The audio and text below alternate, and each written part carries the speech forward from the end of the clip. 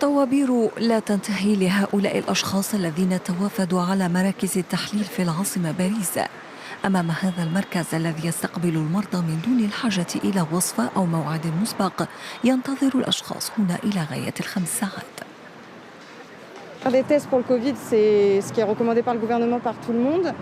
Et quand on a 5 heures d'attente, franchement, ça donne pas envie. Ça fait maintenant 3h30, 4h 3h30 que j'attends. Absolument scandaleux.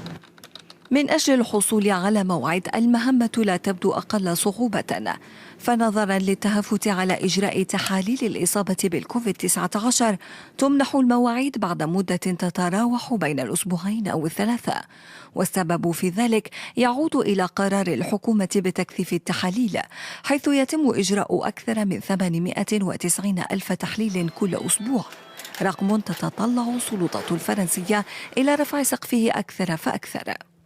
Je me suis entretenu avec les laboratoires hier, à qui j'ai fixé un objectif de monter à court terme à 1 million de tests par semaine. وفيما تطالب مراكز التحليل باقتصار إجراء تحليل تحري الإصابة بالكورونا على الأشخاص الأكثر عرضة له، تسعى الحكومة إلى تعميق استخدام تحاليل اللعاب التي لم تثبت الأخرى نجاعتها إلا بنسبة 70% من الحالات. طوابير لا تنتهي لهؤلاء الأشخاص الذين توافدوا على مراكز التحليل في العاصمة باريس. أمام هذا المركز الذي يستقبل المرضى من دون الحاجة إلى وصفة أو موعد مسبق، ينتظر الأشخاص هنا إلى غاية ال5 ساعات. Faire des tests pour le Covid, c'est ce qui est recommandé par le gouvernement, par tout le monde. Et quand on a 5 heures d'attente, franchement, ça donne pas envie. Ça fait maintenant 3h30, 4h 3h30 que j'attends. Absolument scandaleux.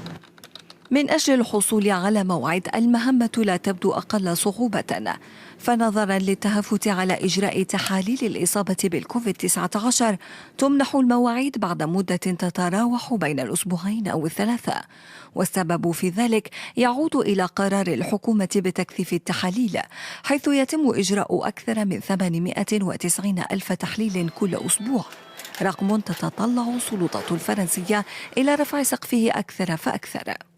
Je me suis entretenu avec les laboratoires hier, à qui j'ai fixé un objectif de monter à court terme à 1 million de tests par semaine. وفيما تطالب مراكز التحليل باقتصار إجراء تحليل تحري الإصابة بالكورونا على الأشخاص الأكثر عرضة له، تسعى الحكومة إلى تعميق استخدام تحاليل اللعاب التي لم تثبت الأخرى نجاعتها إلا بنسبة 70% من الحالات. طوابير لا تنتهي لهؤلاء الأشخاص الذين توافدوا على مراكز التحليل في العاصمة باريس. أمام هذا المركز الذي يستقبل المرضى من دون الحاجة إلى وصفة أو موعد مسبق، ينتظر الأشخاص هنا إلى غاية ال5 ساعات. Faire des tests pour le Covid, c'est ce qui est recommandé par le gouvernement, par tout le monde.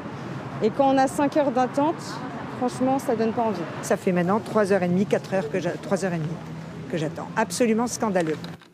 من أجل الحصول على موعد، المهمة لا تبدو أقل صعوبة، فنظرا للتهافت على إجراء تحاليل الإصابة بالكوفيد-19 تمنح المواعيد بعد مدة تتراوح بين الأسبوعين أو ال3، والسبب في ذلك يعود إلى قرار الحكومة بتكثيف التحاليل، حيث يتم إجراء أكثر من 890 ألف تحليل كل أسبوع، رقم تتطلع السلطات الفرنسية إلى رفع سقفه أكثر فأكثر. Je me suis entretenu avec les laboratoires hier, à qui j'ai fixé un objectif de monter à court terme à 1 million de tests par semaine. وفيما تطالب مراكز التحليل باقتصار إجراء تحليل تحري الإصابة بالكورونا على الأشخاص الأكثر عرضة له، تسعى الحكومة إلى تعميق استخدام تحاليل اللعاب التي لم تثبت الأخرى نجاعتها إلا بنسبة 70% من الحالات. طوابير لا تنتهي لهؤلاء الأشخاص الذين توافدوا على مراكز التحليل في العاصمة باريس. أمام هذا المركز الذي يستقبل المرضى من دون الحاجة إلى وصفة أو موعد مسبق، ينتظر الأشخاص هنا إلى غاية ال5 ساعات. Faire des tests pour le Covid, c'est ce qui est recommandé par le gouvernement, par tout le monde. Et quand on a 5 heures d'attente, franchement, ça donne pas envie. Ça fait maintenant 3h30, 4h 3h30 que j'attends. Absolument scandaleux. من أجل الحصول على موعد المهمة لا تبدو أقل صعوبة، فنظرا للتهافت على إجراء تحاليل الإصابة بالكوفيد-19 تمنح المواعيد بعد مدة تتراوح بين الأسبوعين أو الثلاثة، والسبب في ذلك يعود إلى قرار الحكومة بتكثيف التحاليل، حيث يتم إجراء أكثر من 890 ألف تحليل كل أسبوع، رقم تتطلع السلطات الفرنسية إلى رفع سقفه أكثر فأكثر. Je me suis entretenu avec les laboratoires hier, à qui j'ai fixé un objectif de monter à court terme à 1 million de tests par semaine. وفيما تطالب مراكز التحليل باقتصار إجراء تحليل تحري الإصابة بالكورونا على الأشخاص الأكثر عرضة له، تسعى الحكومة إلى تعميق استخدام تحاليل اللعاب التي لم تثبت الأخرى نجاعتها إلا بنسبة 70% من الحالات. طوابير لا تنتهي لهؤلاء الأشخاص الذين توافدوا على مراكز التحليل في العاصمة باريس. أمام هذا المركز الذي يستقبل المرضى من دون الحاجة إلى وصفة أو موعد مسبق، ينتظر الأشخاص هنا إلى غاية ال5 ساعات. Les tests pour le Covid, c'est ce qui est recommandé par le gouvernement, par tout le monde. Et quand on a 5 heures d'attente, franchement, ça donne pas envie. Ça fait maintenant 3h30, 3h30 que j'attends. Absolument scandaleux. من أجل الحصول على موعد المهمة لا تبدو أقل صعوبة، فنظرا للتهافت على إجراء تحاليل الإصابة بالكوفيد-19 تمنح المواعيد بعد مدة تتراوح بين الأسبوعين أو الثلاثة، والسبب في ذلك يعود إلى قرار الحكومة بتكثيف التحاليل، حيث يتم إجراء أكثر من 890 ألف تحليل كل أسبوع، رقم تتطلع السلطات الفرنسية إلى رفع سقفه أكثر فأكثر. Je me suis entretenu avec les laboratoires hier, à qui j'ai fixé un objectif de monter à court terme à 1 million de tests par semaine.